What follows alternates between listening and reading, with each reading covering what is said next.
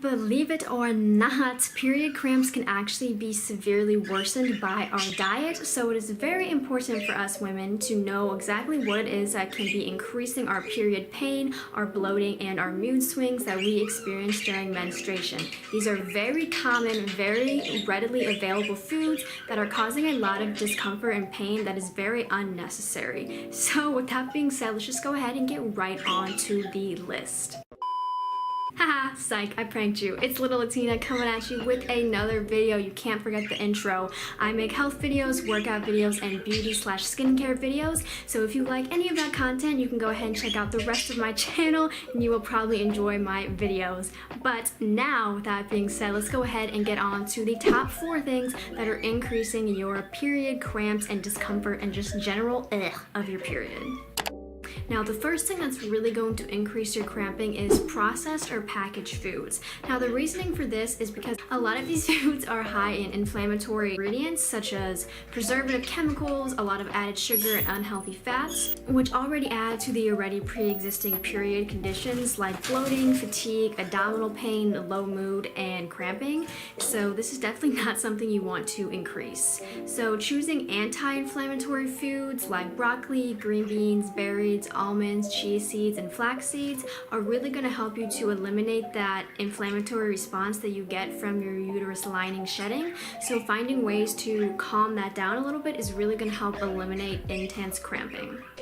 The second thing that's most likely causing a lot of excess pain is processed sugars. Things like candies, sodas, pastries, etc. are filled with lots of refined sugars that are high in simple carbs that lack fiber, which results in extreme blood sugar fluctuations, which on its own is not bad, but pairing that with the already intense hormonal fluctuations we have during menstruation, this is really going to increase mood swings, which is definitely not something you want to do when you're already on your period. Not to mention eating lots of fake sugar also increases a chemical called androgen, which causes a lot of acne breakouts, as you can see. So ways to counteract this are to avoid eating a lot of sugar, for one, or eating foods low on the glycemic scale, so healthy fats paired with protein. So you want to eat foods like avocados, plain or Greek yogurts, olives, eggs, or wild-caught salmon are really going to help to prevent a lot of that excess bloating and skin problems that you might have when you get your period.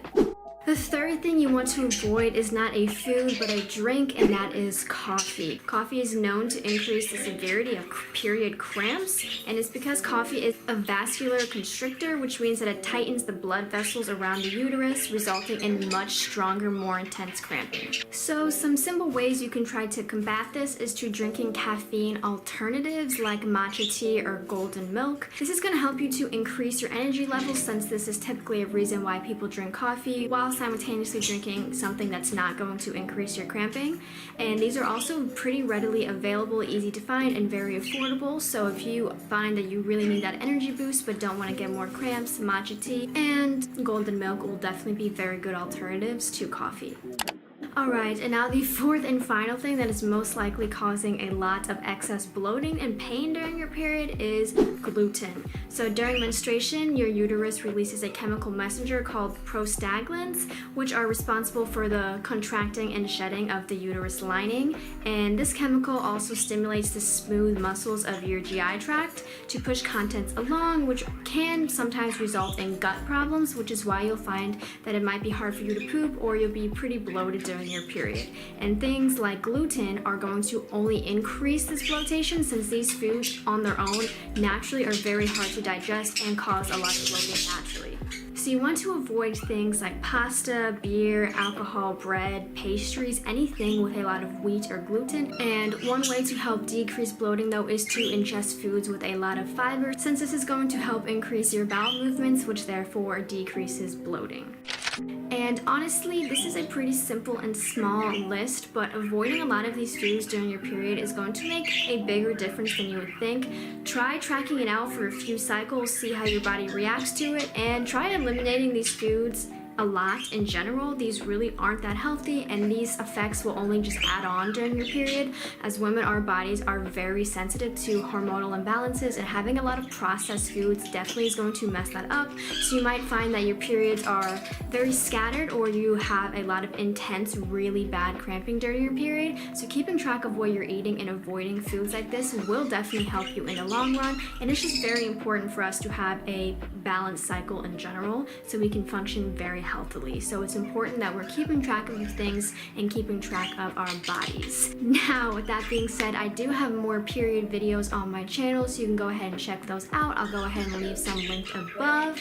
But with that being said, if you enjoyed this content, don't be shy and go ahead and leave a like, comment, or subscribe.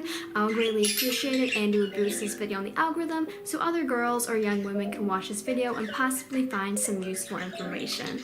But thank you so much for watching this video, and until next time, mwah, have a beautiful day.